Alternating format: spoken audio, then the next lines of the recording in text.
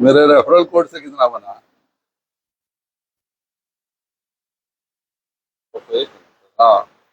माननीय सांसद महोदय जी का 601 है इनका रेफरल कोड। तो मेरे से ज्यादा कोई बनाया तो भाई हाथ उठाए। मैं सांसद हूँ, चुनाव जीत गया हूँ। नेताजी लोगों को नहीं पहचान होता, चुनाव जीत गया तो 5 साल बाद भेंट करना है। उसके बाद भी मैं 601 बनाया हूँ और आप लोगों के सहयोग से नहीं बनाया हूँ। मेरे लिए बहुत आसान काम था कि सब आप लोग को बोल देते कि भाई आप लोग मेरे ही रेफरल कोड का उपयोग करेंगे तो 600 क्या हम 6,000 चाहे 60,000 पहुंच जाते। तो मैंने किसी को नहीं बोला, किसी कार्यकर्ता को नहीं बोला है कि मेरा रेफरल कोड यूज करें। हम अपना फेसबुक पे डाल दिए और जो हमसे मिलने आते हैं उन लोगों को पकड़ के बनाते हैं। तो कम से कम आपका सांसद अगर 601 बना दिया है अभी तक तो आप लोगों से थोड़ा सा उम्मीद है कि उससे ज्यादा करें। और ज्यादा क्यों करें? यह सदस्यता अभियान जो है क्यों है? हम एक बहुत बड़े लक्ष्य के लिए काम कर रहे हैं। हम लोग के लक्ष्य को यह मत समझिए भाजपा का सदस्य बनाने के लिए हम लोग काम नहीं कर रहे हैं। हम लोग इस देश को विकास करने के लिए, यहाँ के हर गरीब को सारी सुविधा मिले, हमारे बच्चे अच्छा जिंदगी जिए, इसके लिए हम लोग को भाजपा का सदस्यता अभियान चलाने का हम काम कर रहे हैं। हम सबका जो होना था हो चुका। हम में से जितने लोग हैं 5% ऊपर जाएंगे या 5% नीचे आएंगे या बहुत होगा तो 10% ऊपर नीचे होगा। लेकिन हमारा आने वाला पीढ़ी खुशहाल रहे, हमारे अपने बच्चों को रोजगार की कमी नहीं रहे, हमारे लोगों को सुविधा मिले। भारत अगर 2047 में मोदी जी ने ठाना है कि अमीर देश बनाना है तो हर आदमी को अमीर बनेगा तभी देश अमीर बनेगा।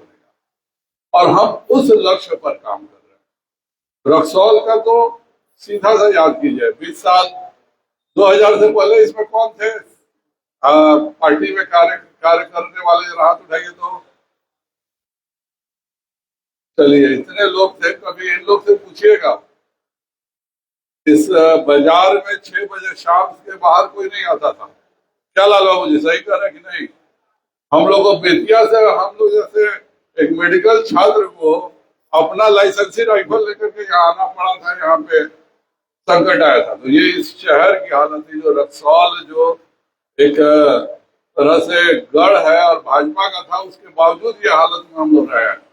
इस बिहार में हमारे बहनोई एक बार आए थे, पहली बार आए थे जीवन में शादी के बाद। तो हमसे पूछे कि क्या बिहार में कोई महिला नहीं है क्या?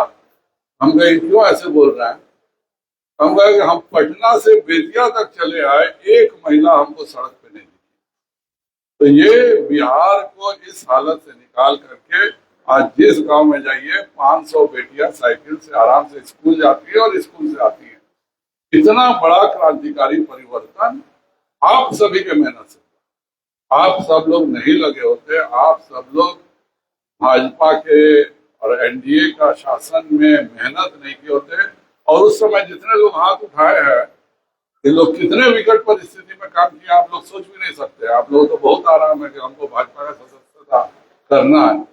उस समय भाजपा का सदस्य बनने से बूथ पर हम लोग का लिस्ट बनता था कि कौन कौन पिटाएगा, और फिक्स था वो बेचारा जाएगा तो पिटाएगा।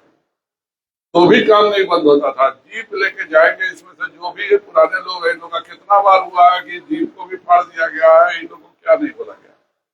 और उस परिस्थिति से हम लोग बिहार को निकाल करके आज हम लोग इस परिस्थिति में खड़े हैं। तो वह भाजपा के कार्यकर्ताओं की देन है। और हम लोग ने बहुत बड़ा लक्ष्य रखा, 2047 में देश को अमीर बनाना है। यह कोई साधारण लक्ष्य नहीं और यह साधारण आदमी का काम भी नहीं है। और हम उस दिशा में बढ़ रहे हैं। आज खुद अपने केवल दिल पे हाथ रख के सोचिए कि 2004 से पहले कितने गांव में बिजली होती थी। 2004 से पहले आपके घर में सिलेंडर का कितना सुविधा था। सारा वीआईपी का बेटा जय नारायण सिंह के दरवाजा के सामने खड़ा रहता था। क्या सही बोले कि नहीं? तो ये सब स्थिति हम लोग आज गांव गांव में गैस सिलेंडर लेके भैया खाली बाकी ना ले लो, गैस ले लो। ये इतना बड़ा क्रांतिकारी परिवर्तन नरेंद्र मोदी जी के राज में हुआ है। और अगला जो परिवर्तन है वह है कि देश को एक औद्योगिक महाशक्ति बनाने का। आज इसमें कम से कम रूम में ये इतना एसी जोड़ लीजिएगा, पंखा जोड़ लीजिएगा, 200 सेमीकंडक्टर होगा इस हॉल में, और ये एक भी हिंदुस्तान में नहीं बनता है। दुनिया में केवल 4 देश बनाते हैं। जितना छोटा छोटा देखते हैं लाइन खींचा हुआ चीज, इसी को सेमीकंडक्टर चिप बोलते हैं। एक भी दुनिया में अमेरिका, ताइवान, चाइना के अलावा किसी देश में नहीं बनता। चौथा देश दुनिया में भारत हो रहा है, और हम लोग बहुत तरह की सुविधाएं दे रहे हैं। क्यों दे रहे हैं? क्योंकि जब ये बनेगा तो वो बनेगा, तभी ये एयर कंडीशन के सारे पार्ट पूरे हिंदुस्तान में बनेंगे। वो बनेगा तभी एक मिसाइल से लेकर के घर के पंखा तक में सेमीकंडक्टर यूज होता है। तो ये सब चीजों के लिए आज हम लोग 9,000 करोड़ रुपया का छूट दे रहे हैं। कहने को ये भी कह सकते हैं कि मोदी जी 9,000 करोड़ का छूट दे रहे हैं। और ये भी है कि जब तक सेमीकंडक्टर इस देश में नहीं बनेगा तब तक दुनिया की सारी फैक्ट्री इस देश में नहीं आएगी। क्योंकि वो उसके लिए लेने के लिए ताइवान और जापान लाने में, चाइना लाने में, तो फिर चाइना में माल क्यों नहीं बना के लाएगा जो एक पार्ट यहाँ लाता है। हम लोगों ने बहुत मेहनत से एक एक चीज जोड़ रहे हैं। इस देश में जितना आप दवा देख रहे हैं, हम लोग का 20 साल में हम लोग पैकेजिंग कैपिटल थे। कोई दवा हिंदुस्तान में नहीं बनता था। एम्पिसिलिन जैसा चीज जो आज से 60 वर्ष पहले हिंदुस्तान में बनता था, आज से 10 साल पहले यह चाइना से आता था।